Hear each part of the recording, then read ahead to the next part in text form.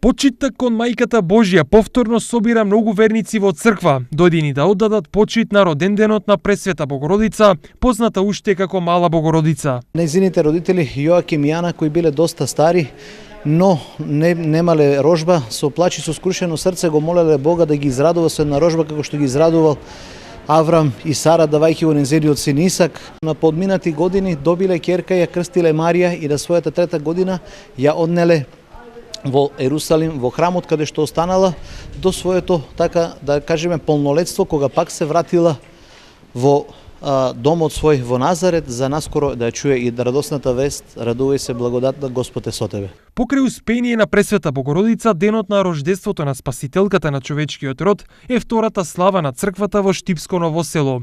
Како што личи на домакинска куќа, казаните за ручек за гостите се поставија одрано. Денеска подготвуваме гравче, чорбесто, посно и среда и боранија, зелка и ориз. Колку количински? Количински се подготвува негде околу 500 литра.